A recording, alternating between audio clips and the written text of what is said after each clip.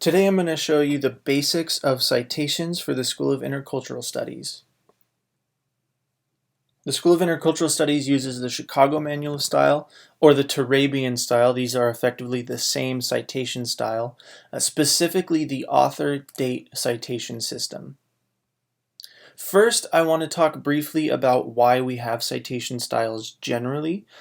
Different disciplines have different needs or different purposes or different sets of questions, which explains why there are multiple different citation styles. For example, the School of Psychology uses the APA citation style because they have their own unique set of needs. But generally speaking, all citation styles do a handful of things. Primarily, we know not to steal money or cars. We should also know not to steal words or ideas. Citation styles help us not to be thieves. Furthermore, writers have to do three things. Writers must give credit where credit is due. Writers must show where they fit in with the rest of the literature. And writers must tell readers where to go to learn more. Citations accomplish all of those things. Additionally, when your papers look professional, they're more likely to be treated as professional. And in a similar vein, when your papers look professional, you appear more credible and authoritative as a writer. So learning the citation styles is not about the minutia. It's not about being picky. It's about helping you to establish yourself as a scholar in your field. Like I said, Chicago and Turabian styles have a couple of different citation styles. For your work in the School of Intercultural Studies, you'll need to use what's called the author-date citation style. This style consists of in-text citations in parentheses. Most often, those citations are placed at the end of the sentence before the final punctuation. It's important to note that citations are part of the sentence which contains the borrowed or quoted or paraphrased material. So the citation needs to also be a part of that sentence and come before the final punctuation. But if you use the author's name in the sentence, then you'll need to place the rest of the citation information in parentheses immediately following the author's name. We'll look at a couple of examples in a moment, so bear with me. Citations always include the author's last name or names if there are multiple names or multiple authors, as well as the year of publication and page numbers. Especially if you're quoting, you must give page numbers. This then is followed by a list of references at the end of the paper, a references list. So here are some examples of in-text citations. Most often you're going to have the full citation at the end of the sentence before the punctuation that ends the sentence.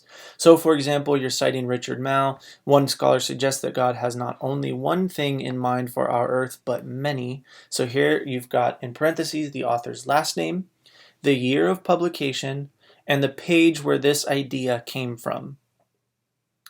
But if you were to rewrite this sentence using the author's name in the sentence, you would give the year and the page number immediately after the author's name. So here we've got Richard Mouw, parentheses 2002, comma, page 50, suggests that there are, quote, multiple divine purposes in the world, end quote. Your citations can look like either of these, but they must look like one of these. After your in-text citations, at the end of your paper, you'll have a full list of all the references you cited in the paper. The references list entries should be the same font as the main body of the paper, which should usually be 12-point Times New Roman. They should use a hanging indent, single space with one line space between entries, organized alphabetically by the author's last names. The most basic type of reference list entry you could have is to a book authored by a single person. So this is what this sample is based on. This is the citation to a book. So you would have the author's last name, comma, first name, followed by the year of publication, followed by the title of the book in italics, followed by the publication facts, the publishing city, and the name of the publisher. Basically, these are summed up with the 4 W's: who, when, what, and where. Who are you citing? When was that published? What is the thing that you're citing? And where did it come from? Where where was it published. So that includes publishing city and the publisher name. If you can remember those 4 W's, who, when, what, and where, you are well on your way to understanding your reference list entries. So here's a sample to a book. This is the reference list entry that matches the in-text citation we had earlier. So you have the author's last name, comma, first name.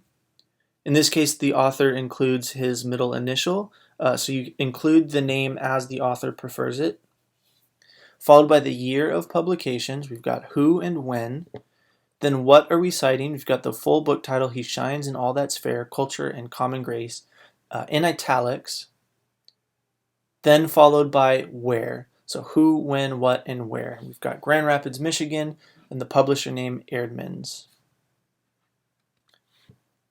Journal article reference list entries are just a little bit different, but you've still got the same 4 W's. You've got who, when, what, and where. So you give the author's last name, first name, that's who. The year of publication, that's when. The article title, that's what. Followed by the journal title, volume number, issue number, and the page range where that article could be found in that journal. All that information is the where. With books, you italicize the title. With journal articles, you're not citing the entire book or the entire publication. You're citing only that specific article, that specific entry, that specific piece of the journal. So you put that inside quotation marks in regular type, followed by the italicized title of the journal. So at the bottom of the screen, we've got a sample to Dennis Kennedy, who in 1998 published the article Shakespeare and Cultural Tourism. And this is the where in the Theater Journal, volume 28, issue number 2, pages 30 through 56. So we've got the same 4 W's as the citation to a book, who, when, what, and where. For more help, please check out the resources on the Writing Center's website at quad.fuller.edu.